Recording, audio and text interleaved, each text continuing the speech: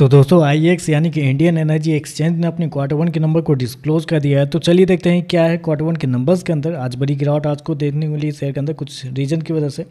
चलिए नंबर देखते हैं। तो डाटा लाख्स में दिया गया है। मैं आपको क्रोस में कन्वर्ट करके समझाता हूँ कैसे क्या हुआ है।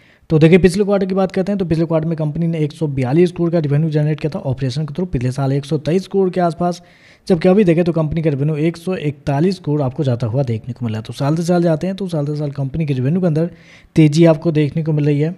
लगभग बोल सकते हैं आप 15% के आसपास का जंप है कंपनी के रेवेन्यू के अंदर साल दर साल। जबकि क्वार्टरली बेस पे जाते हैं तो क्वार्टरली बेस पे कंपनी के रेवेन्यू के अंदर एक हल्की सी गिरावट आपको देखने आधे % के आसपास की गिरावट आपको देखने मिले। बहुत रेयर ही ऐसे क्वार्टर आपको देखने मिले। इंपॉर्टेंट तो साल दर साल ही है, लेकिन मैं आपको बता रहा हूँ बहुत रेयर ही ऐसे क्वार्टर देखने मिले जिसमें कंपनी का रेवेन्यू गिरा हुआ देखने मिला है किसी भी एंगल से। क्वार्टरली बेस पे यहाँ पे आपको गिरता हुआ देखने मिला है, वो थोड़ा सा यहाँ पे नेगेटिव है। हालांकि साल दर साल ये चेक करना है तो साल दर साल देखें तो कंपनी के रेवेन्यू के अंदर एक अच्छी खासी तेजी आपको देखने को मिली।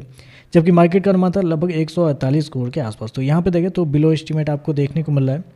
खर्चे की बात करते हैं तो देखिए पिछले क्वार्टर में कंपनी ने लगभग 26 करोड़ खर्च किए थे, पिछले साल 30 करोड़ के आसपास। जबकि अभी देखें तो कंपनी खर्चे 32 करोड़ आपको देखने को मिला है। तो खर्चे देखें तो खर्चे भी ठीक है, कंट्रोल में आपको देखने को मिल रहा है। चलिए कंपनी का प्रॉफिट क्या निकलता है वो देखते हैं। तो देखिए पिछले क्वार्टर में कंपनी 117 करोड़ के प्रॉफिट में थी, पिछले साल 96 करोड़ के आसपास का प्रॉफिट। जबकि अभी देखें तो बढ़ के 120 करोड़ कंपनी का जो प्रॉफिट है वो आपको जाता हुआ देखने को मिला। तो साल दर साल जाते हैं तो साल दर साल कंपनी के प्रॉफिट के अंदर एक अच्छी खासी तेजी आपको देखने को मिली। लगभग 25% के आसपास का जंप है कंपनी के प्रॉफिट के अंदर।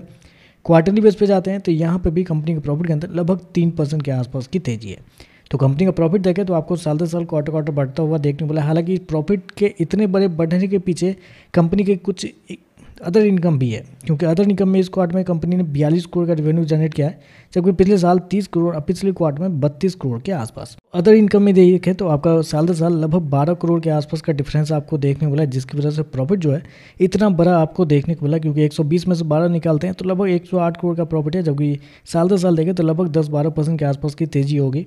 जबकि कंपनी ने शो किया 120 करोड़ के आसपास का प्रॉफिट, जबकि मार्केट का अनुमान भी था लगभग 116 करोड़ के आसपास। तो मार्केट का अनुमान से थोड़ा बेहतर आपको देखने मिला। रेवेन्यू थोड़ा सा कम है बिलो एस्टीमेट, और प्रॉफिट देखें तो एस्टीमेट से हल्का सा बेहतर आपको देखने मिला। ऐसे में कंपनी के मार्जिन देखते हैं तो पिछले साल कंपनी का मार्जिन था 78.05।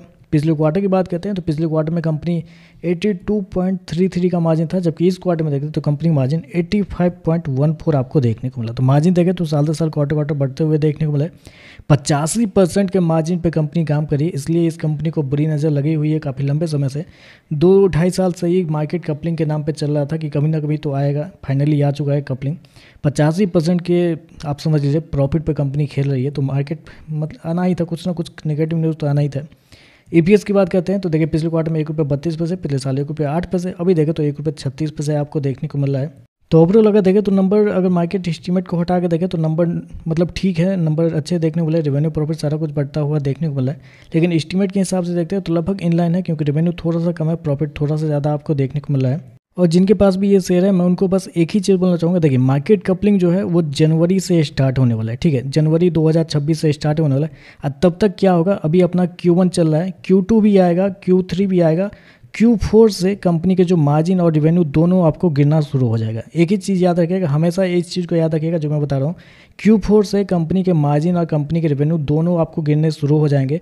तो ऐसे में आपके पास 3 क्वार्टर है, एक क्वार्टर तो ये निकल गया, दूसरा क्वार्टर, तीसरा क्वार्टर। तो इन तीनों क्वार्टर में जब भी आपको मौका मिलेगा, कंपनी मतलब अच्छा प्राइस मिलेगा निकलने का, तो निकल जाइएगा। क्योंकि Q4 से जब कंपनी का मार्जिन और रेवेन्यू दोनों गिरना शुरू होंगे तो फिर शेयर के लिए और भी अंडर प्रेशर वाली सिचुएशन बनती हुई देखने को मिलेगी आने वाले Q4 से। तो आपके पास 3 क्वार्टर है, Q1, Q2, Q3। इन तीनों में अगर आपको कभी भी मौका मिले, कोई भी पंप एंड डंप हो, तो उसमें बेच के निकल जाइएगा, वो ज़्यादा बेहतर रहेगा। तो चलिए बस आज के लिए बस इतना है। वीडियो पसंद आए तो लाइक कीजिएगा, साथ में साथ चैनल को सब्सक्राइब जरूर कीजिएगा। धन्यवाद।